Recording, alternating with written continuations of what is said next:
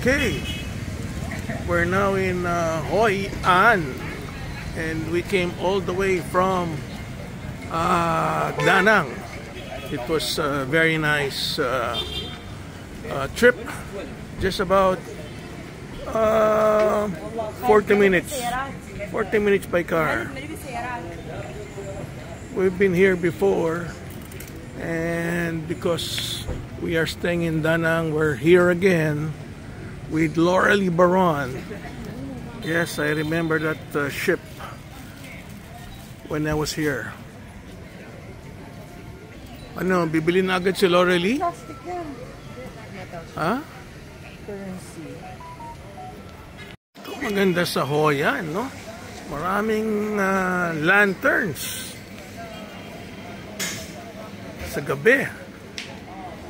Wala yung mga lanterns na yan. They normally open the lanterns at night, kaya masarap mamasyal sa night time. Wow, piti puno, oh. May lanterns. Ganda ng mga colors. Very colorful mag-shopping dito, oh.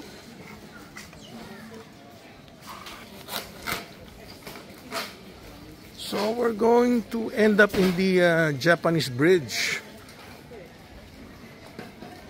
Doon kung saan yung maraming mga rivers na nagko-cross. Super dami ng rivers doon. Yan, ang magagandang restaurants. Yan ang maganda lang dito sa Hoi An. Ang dami mga restaurants. Dami rin mga turista. Ayan, si Lauralie at si Berna. Aming shopper si Lauralie. Imagine, fully developed na talaga itong area na to. So kung pupunta ka pala ng Hoi An, Berna, lalagay mo sa sa Grab, Japanese Bridge. Okay. So ending natin doon nga sa Japanese Bridge. Ayun si Lauralie, oh. Naghahanap ng bibilin si Lauralie.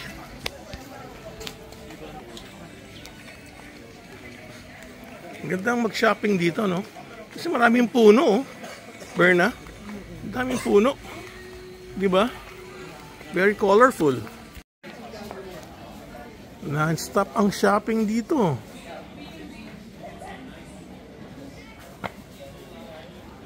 Ganda naman pala nito. CO Gallery.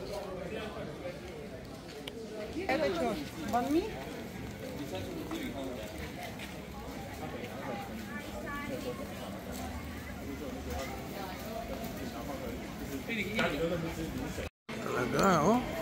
Daming binebenta mga artworks.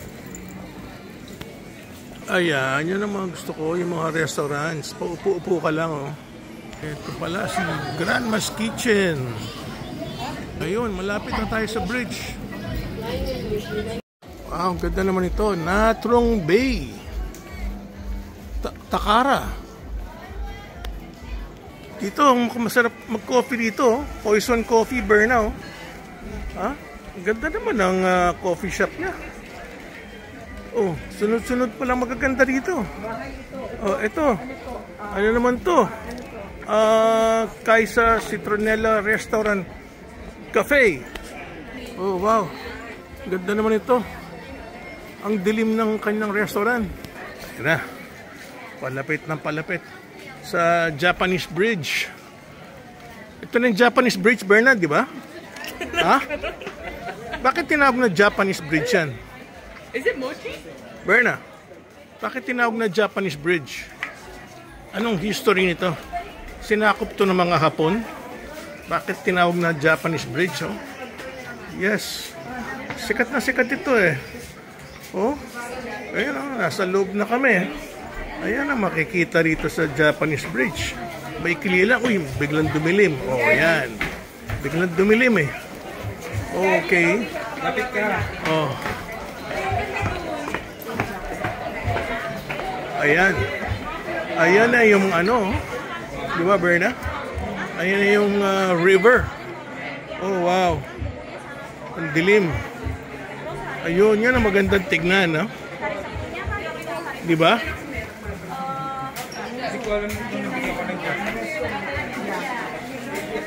Pagkatapos ito, panay restaurants na, di ba? Oh, kaya naman sikat na sikat itong si Japanese Bridge. Ang dami naman kasing makikita sa loob ng kanyang bridge, eh. Oh, paglabas mo yan, yun na yung maraming rivers na maraming lanterns. Uy, dumidilim yung camera ko, ah. Wow, ang daming dumadaan sa Japanese Bridge. Ito, exit na kami. Ay, naku, walang tigil ang shopping, oh. Yan, dyan, oh. Maraming kainan dyan, Lorelie. Maraming restaurants at maraming shopping. Yan ang sikat na dinaanan namin, yung Japanese Bridge. Napaikli lang pero ang dami makikita dyan sa loob.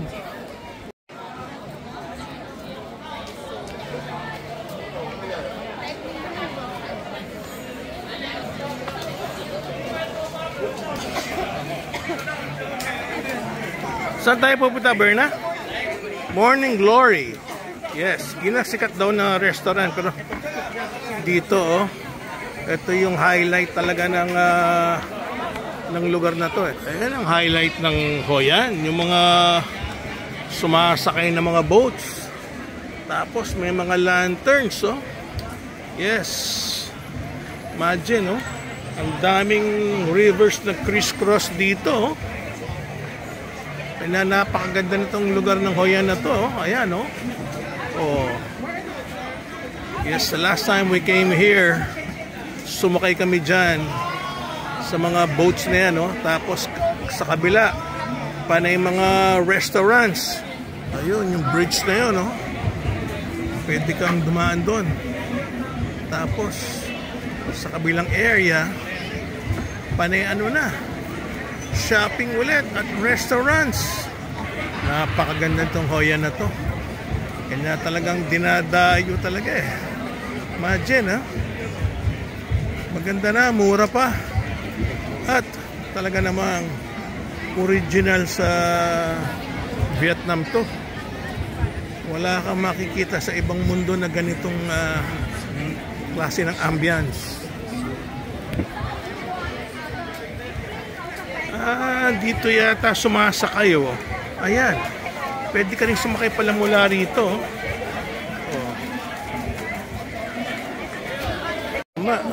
Marami pala siyang mga docks, oh. Dito ka pwedeng sumakay. Siyempre, bayad ka muna bago sumakay. Ayun, another dock. Magkano yung binayad natin nun, Berna, nung sumakay tayo rito? Nare-remember mo, Berna? Hindi mo na ma-remember?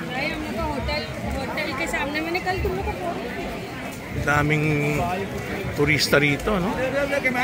Puntahan talaga to sa gabi kasi sa mga ilaw, eh, di ba? Ayan. Kaya tayo magbabayad ng boat, eh, oh.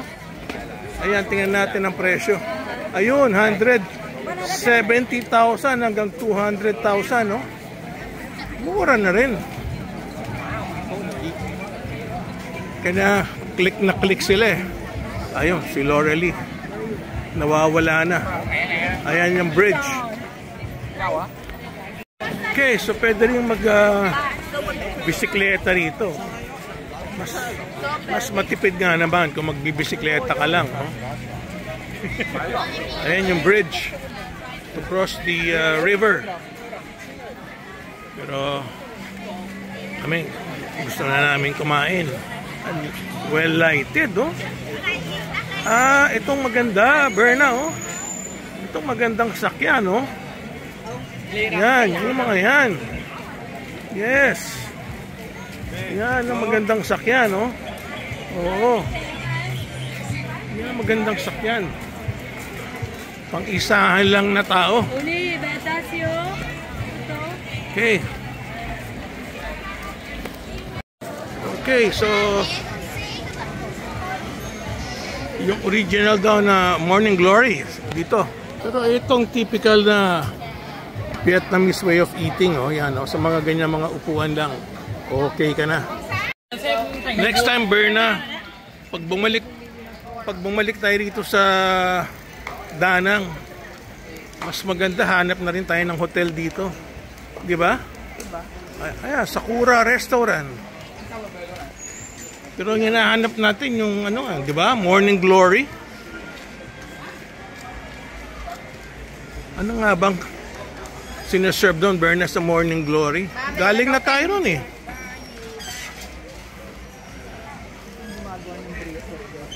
Ano, bracelet?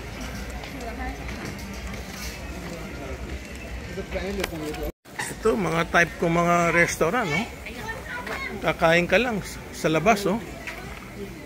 Oh, coffee shop pala to. Hello, coffee shop. Very nice, ha? Yan ang magagandang upuan, no? Ayan, malapit na tayo sa Morning Glory. Kabilaan pala mga restaurants dito. Yes, talaga naman. Huli nagpunta kami rito. Talagang sawa ka sa pagkain, no? Ganda. Ganda talaga ng Hoi An. Pero yung huling kinainan namin ng Morning Glory, hindi yun ang original eh. Kaya sabi ni Berna, let's eat kung saan yung original. Alam ko, nagpa-reserve na si Lorelie eh. Ayan. Dumilim na naman yung aking camera. Oh, dito. Hello, Lorelie. Ayan ang mga food, oh. Ang ganda ng ambience niya, oh. Ang ganda. I'm sure masarap din ang pagkain dito. What are we gonna order, Mama Berna? Lorelie, what are we gonna order? Yeah. Dito sa Morning Glory.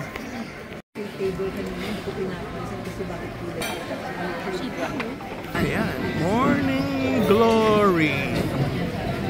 Yes, lahat na si Berna ng... Ayan, iconic Hoi Kakainin. An dishes. Ha? Ayan, nakalagay. Parang masarap lahat eh. Masarap lahat? Ako ng kaulaw, baho.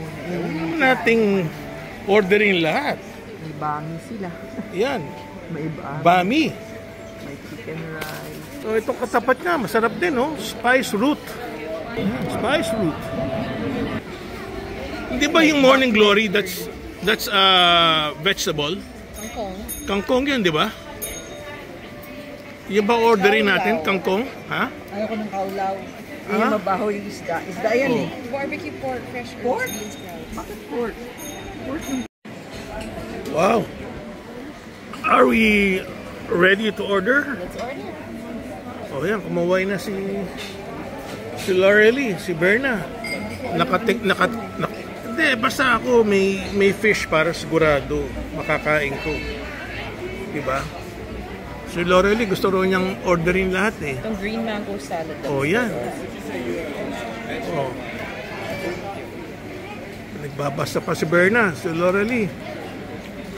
Kahanap na. Ayun na, oh. Ayun na yung waitress, oh. Fried spring Imagine, ha? Yung palang kinainan namin na Morning Glory noon, hindi original. Dapat pala dito ka sa original. Ano bang difference itong original? Ang dami kasing Morning Glory, eh. Pero kailangan tandaan mo yung kanyang building, oh. Gusto mo ng duck or fish? Ha? Fish. Oo, para sigurado. Oh, yan. Yan ang building niya. Hindi ka duck, ha? Fish ka. Oh, sige, pwede ring duck. Bakit? May duck? Okay daw itong May duck ba? Sige, pwede duck na with rin. banana Duck flowers. leg curry. Oh, sige, sige. Ayan, meron pa siyang flag. I don't know how this tastes. Ayun, mga kibangges, oh. Duck braised duck Gaabang. with lychee and red curry. Ayun, Lorelie, duck leg curry. Yeah. Yun, sarap With yun. light and lychees and Oh, red sige, curry sige, sauce. sige, sige.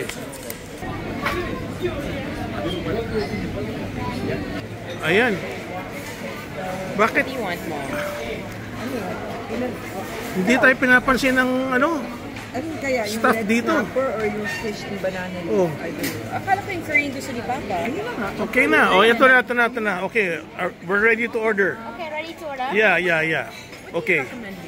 Ayan, humingi na ng recommendation si Lorelie. You like the thick pork or shrimp Oh. or Oh, yan. What's the best? Number one. What's the best? Okay, you have a crispy pancake.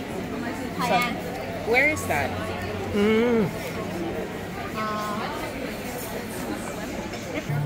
So, yung mga pupunta ng Danang, kailangan puntahin kayo dito sa Hoyan at hanapin nyo itong original Morning Glory Restaurant.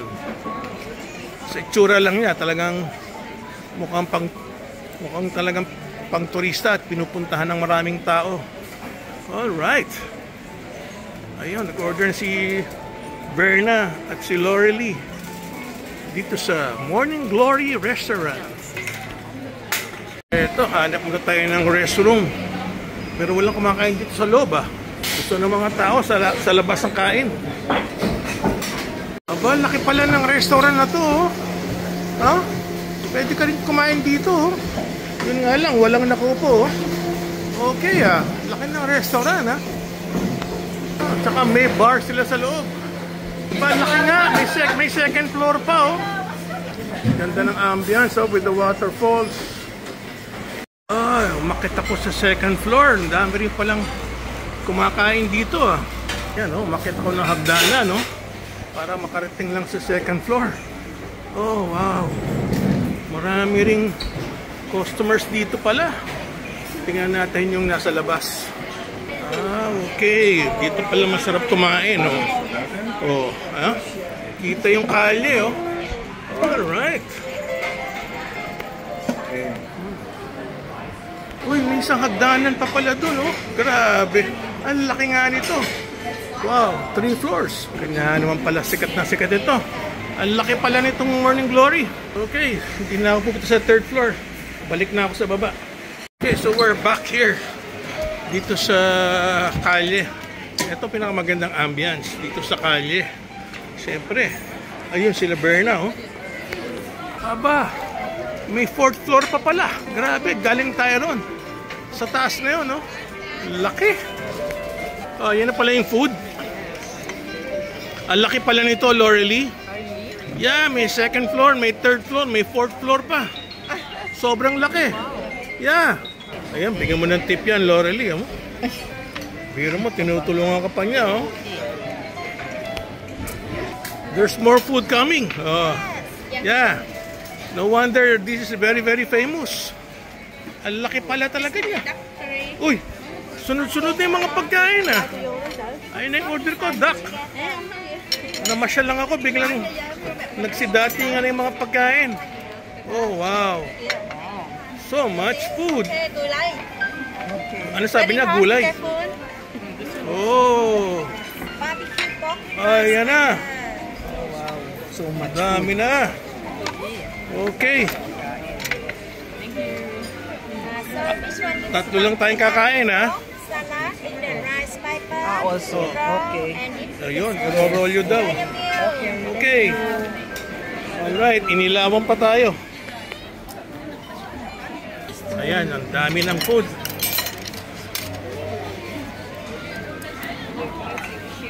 Alright, only here at Morning Glory. Oh yan, Vietnam. Yan yung duck, Mama Berna. Wow. Ito ang unique dito sa ano yun. Sa Vietnam. Ira-wrap mo. May ano na yan, may sauce na lahat. Tapos susubo mo na, kakainin mo na. Tama ba? Lorelie? Ha? Tama ah? Ira-wrap mo, tapos kakainin mo. Alright. Yan. Lorelie will show us how to make balot the Vietnamese way. Yan. Kasi kailangan pag nagpunta ka ng Vietnam, marunong ka magbalot ng yung mga food, oh. Kasi talagang kung hindi banh mi po, o kaya yung mga ulam, o yan, oh. Yung ginagawa ni Lorelie, babalutin mo. And edible naman yung pambalot niya. Ayun. Ayan. Sinasample tayo ni Lorelie. Kailangan, when you go to a country, sabi nga nila, you have to follow how they eat. Diba? Yan. Okay na yan, Lorelie? Yeah. Siguro lagyan mo ng konting sauce nitong duck. Para may konting... Sauce. Ah, may sauce. O sige, lagyan mo na dyan. Sige, di, sige. Ah, lagyan mo na yung sauce doon, Lorelie. Yeah. Yan. Lagyan na yung Laurel ng sauce para manghang siguro yan, Laurel. No, not so. Berna Baron, busog ka na. Okay ka na, ha? Okay, thank you, we'll end the vlog with Berna Baron and Laurel Baron here at Morning Glory. Smile. Oh, dito di ko pa kayo nakukuha. Smile. That's it. Videohan natin to. Si Laurel nati-treat. Wow. Laurel, how much are you paying? How many millions? 600,000. No, serious. 600,000 lang? Yeah. Sige, bukas papakainin kita ng live fish na 1 million. Okay. Isang isda lang yun, ha? Okay. Ibig mo sabihin, 600,000 lang yung bill natin? 1,200 lang? Dami-dami natin kinain. Oo. Yes. Overpriced talaga Philippines. Watching here at the Morning Glory. Oh, yan.